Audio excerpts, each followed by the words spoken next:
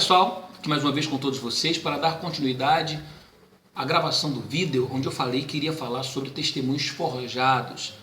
Bom, é claro que não precisa aqui eu falar que os testemunhos, eles são a prova viva de que esse Deus poderoso, ele transforma a vida de todo aquele que usar sua fé, que de uma forma sincera e verdadeira se voltar para ele.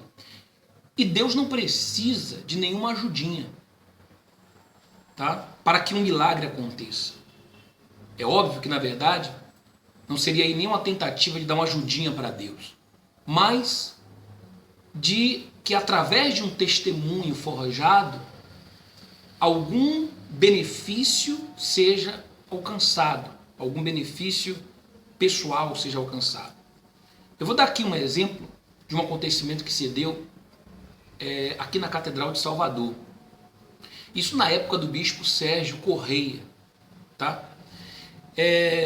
Havia ali um pastor chamado João, não me recordo sobre o nome, João Marcos, o nome dele. Esse pastor era o responsável pelo jejum dos impossíveis. Ele fazia o jejum dos impossíveis aos sábados pela manhã. E as reuniões dele aos sábados de manhã, muito cheias, tá? Eram reuniões muito cheias. Geralmente ele pegava essas reuniões vazias e essas reuniões enchiam da noite para o dia, tá? O que representava uma arrecadação financeira, um crescimento de arrecadação financeira, porque é lógico, então tem mais pessoas na reunião, então mais recursos são ali angariados. Bem, em uma certa ocasião, eu estava ali em casa, eu morava na Catedral da Fé, ali de Salvador, e eu estava assistindo a um programa de televisão, onde ele apresentava esse programa. E de repente, eu vi o testemunho de uma senhora que ela estava numa cadeira de rodas, tá? E de repente ela se levantou daquela cadeira de rodas. E ele perguntou para ela, e ele começou a perguntar ali para ela, como é que, para ela contar o testemunho dela. E foi quando ela falou, não, eu vivi 10 anos numa cadeira de rodas, 10 anos nessa cadeira de rodas, ela falava. E eu estou muito feliz porque hoje eu posso andar, eu estou andando. Só que aquilo me chamou a atenção, por quê? Porque imaginem vocês uma pessoa, ela 10 anos presa numa cadeira de rodas, e de repente o dia em que ela consegue se levantar dali e andar, a alegria dessa pessoa vai ser uma alegria incontrolável. Ela vai chorar de emoção, sabe? Ela vai abraçar o pastor que está ali perto dela, ela vai abraçar o filho ou a filha, a pessoa que estiver ali com ela. Geralmente, ninguém vai de cadeira de rodas sozinha ou sozinho para a igreja, não é verdade? Geralmente vai acompanhado de um familiar, de um parente. E esses detalhes me chamaram a atenção. Essa senhora estava sozinha ali no altar, em nenhum momento foi chamado nenhum familiar dela, tá certo? E ela não expressava no seu semblante nenhuma emoção, nenhuma felicidade, tá? Suficiente que justificasse que ela estava levantando de uma cadeira de rodas após 10 anos. E o que eu fiz então? Eu fui e eu sabia que tinha alguma coisa errada ali. E eu então desci, tá? E reuni todos os auxiliares que trabalhavam naquela reunião ao sábado pela manhã. Eles costumavam trabalhar ali com colete. Então tinham auxiliares e também tinham membros que eram pegos ali, alguns colaboradores, para ajudar nessa reunião. E eu reuni eles, né, a sua grande maioria, os que estavam ali, e comecei a perguntar para eles sobre aquele testemunho. E eu percebi um silêncio, ninguém falava nada, ninguém dizia nada. E de repente eu falei, olha, vocês podem me ocultar, mas se eu descobrir, tá? Se eu descobrir alguma verdade que vocês porventura estiverem me ocultando, então as providências que serão tomadas em relação a ele, será tomada também em relação a todos vocês. Tá? Porque a obra de Deus é uma coisa séria e não se pode brincar com a obra de Deus. E aí então, um desses auxiliares se manifestou e disse, e começou a falar. E aí outro também começou a falar, e outro também começou a falar. Bom, e o que eles disseram? Eles disseram o seguinte, olha, bispo, eles falaram na época, olha, bispo, na verdade, o pastor João chamou a gente, tá? Mandou que nós pegássemos a cadeira de rodas da própria catedral, porque ali na catedral existem rampas de acesso. E quando chega alguém ali no estacionamento, que tem algum tipo de dificuldade para se locomover, então essa pessoa é colocada nessa cadeira de rodas, que é da igreja, tá? E ela é então o familiar, o parente, às vezes até um próprio auxiliar, locomove ela até a nave principal, o salão principal da igreja, para que ela possa ser colocada ali numa poltrona e assistir a reunião, tá? E o que eles me contaram? Que o pastor João mandou que eles pegassem essa cadeira de rodas, porque o que estava acontecendo naquele dia? Os auxiliares não estavam encontrando testemunhos para colocar ali no altar. E aí um desses auxiliares falou assim, olha, pastor, o único testemunho que tem aí era uma senhora que era da cadeira de rodas, ela vivia na cadeira de rodas, mas hoje não, ela está andando normalmente. Hoje ela já está bem, ela já está curada já há muitos anos. E ele falou, não, peraí, vocês vão pegá-la, vão colocar na cadeira de rodas aqui da igreja e vão trazê-la aqui para o altar na hora que eu chamar as pessoas que querem um milagre ou que para receber o milagre, vocês trazem ela empurrando e na hora ela vai se levantar como se tivesse sido curada na hora. Vocês acreditam que isso aconteceu? Pois é, se não acreditam, isso aconteceu, tá? E eu tenho ali os auxiliares daquela época que são testemunhas disso e muitos colaboradores também, tá certo? Bom, quando eu tomei conhecimento daquilo, diferentemente até do que uma senhora outro dia comentou em um dos meus vídeos, que eu via as coisas erradas, mas que se eu fiquei lá tanto tempo é porque eu concordava, diferentemente do que ela falou, porque essas coisas eu sempre reprovei, combati, lutei contra. Só que, como eu respondi a ela, uma coisa é você não concordar, tá? Ou melhor, uma coisa é você concordar e outra coisa diferente é você ser obrigado a concordar sobre ameaça de punição. E aí, o que acontece? Eu concordava? Não, eu não concordava. Eu tentava combater aquilo, tentava. Só que eu não era o líder do Estado. A decisão final não era minha. Na verdade, eu nunca fui líder de Estado. O máximo que eu cheguei na hierarquia da Igreja Universal do Reino de Deus foi ser o bispo auxiliar de vários estados. Tá? Mas eu nunca fui líder. Então a decisão final nunca foi minha. Certo? Então eu tinha o meu limite de autonomia. O que eu fiz? Após ter apurado aquele acontecimento, eu fui e levei ao bispo Sérgio Correia. Olha, bispo, aconteceu essa e essa e essa situação. O pastor João, ele está forjando os testemunhos na reunião dele do sábado pela manhã. E aí ele olhou para mim e disse assim, olha, Natan, faz o seguinte, fala para ele não fazer isso mais não. Tá? Porque diga para ele que se ele fizer, então que eu vou conversar direitinho com ele. Mas diga para ele não fazer isso mais não. E ali eu saí dali decepcionado com a atitude do bispo Sérgio Correia. Por que decepcionado? Porque essa atitude é uma atitude para que esse pastor seja tirado do quadro de pastores da igreja. Sabe por quê? Porque ele está mostrando, primeiro, que não crê, tá? Que Deus pode levantar um paralítico sem precisar da ajuda dele. Ele crê que tem que se forjar um testemunho. Tá? Ele está induzindo outros, está formando os outros que estavam ali, os auxiliares, a fazerem a obra assim errado. Quer dizer, eu me esmerava, lutava para ensinar, para formar ali os auxiliares, e só quem me conhece pode falar, tá? Se você não me conhece, desculpa, mas eu não vou aceitar o seu comentário nem as suas críticas. Você pode até criticar, tá? Mas se você não me conhece, você não conhecia como eu fazia o trabalho, mas os auxiliares que eu formei sabem como eu os formava. Os obreiros que eu formei sabem como eu os formava. Tá? Eu não aceitava esse tipo de prática. Jamais na igreja. Nem essas e nem outras. Tá? Então meu trabalho sempre foi um trabalho sério.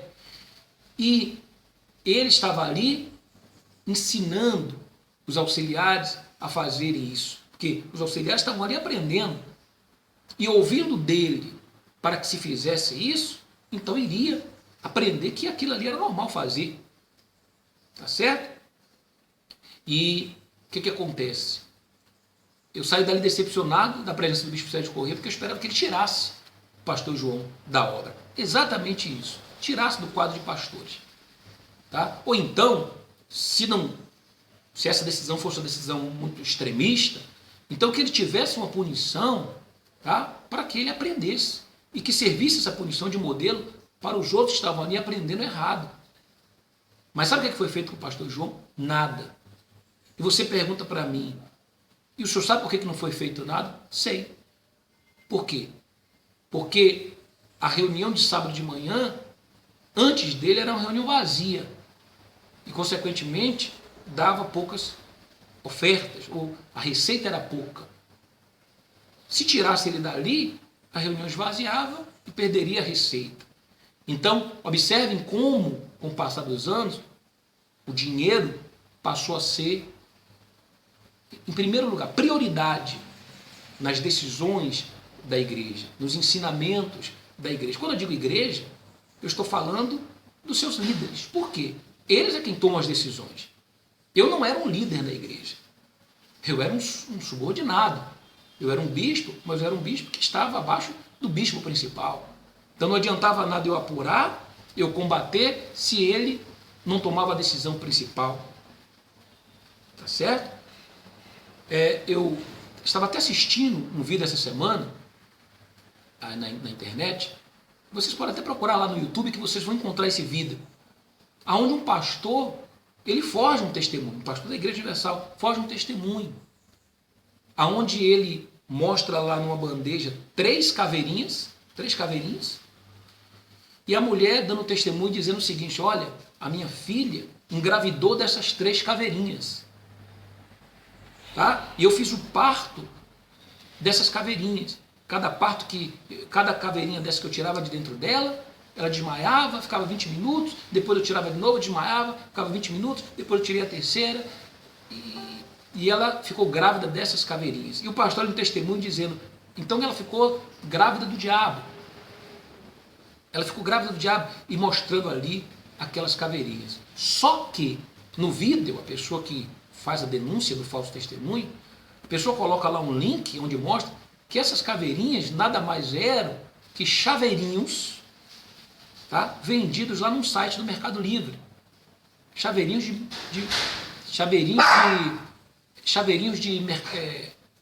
do Mercado Livre. Tá? Desculpa aí o barulho aí, caiu alguma coisa aí. O Joey aqui se assustou. Então, olha a sua situação. Olha a sua situação. Quer dizer, e o pastor viu, tá? O pastor viu e ao invés de analisar aquele testemunho, sabe? Se é que ele, a exemplo do pastor João, tá? Não forjou o testemunho, não posso julgar que eu não sei. Esse eu não vi, tá? O do pastor João eu vi, testemunhei e apurei com testemunhas. Mas no caso desse pastor e das caveirinhas, eu não sei. Só que é triste ver isso, porque Deus não precisa disso. Mas é uma prática. É uma prática também ali usada por muitos pastores na igreja. Tá? Uma outra prática que existe muito, e eu já vi isso, tá? Por exemplo, uma pessoa está do outro lado da linha, quer seja de um programa de televisão, de um programa de rádio da igreja. Essa pessoa, muitas das vezes, uma esposa de pastor, tá? Às vezes um auxiliar que ajuda aquele determinado pastor ali na reunião, certo? E o que acontece? É pedido para que aquela esposa ou aquele auxiliar ligue para o programa dizendo que é um pai de santo, que é uma mãe de santo, e fazendo um desafio com o pastor ou aquele bispo para estar naquela determinada reunião. E ali o pastor faz toda aquela cena dizendo, não, nesse dia vai ter ali um duelo dos deuses e convida todo o povo e a igreja enche naquele dia. Tá? E na verdade, aquela pessoa não comparece, tá certo? Até porque não era de fato uma mãe de santo, um pai de santo. O Joey está aqui reclamando. Está reclamando, chateado. Bom, então, não era um pai de santo, não era uma mãe de santo, tá? Quer dizer, era uma esposa, um pastor se fazendo passar por pai de santo, por mãe de santo, certo?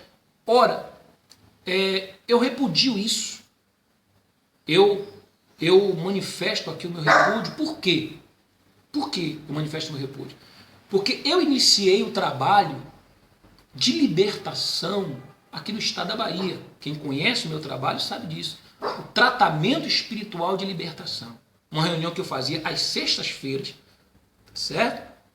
Uma reunião que quando eu iniciei, quando me deram ela assim, ó, quando disseram para mim, eu não quero essa reunião, me lembro que um bispo olhou, eu estava lá, eu tinha acabado de chegar ali na catedral, vindo do interior, de Feira de Santana, e cheguei ali na catedral, e às 10 horas da manhã eu estava lá no salão, auxiliando esse bispo, que na época era o segundo do estado, eu era pastor até então.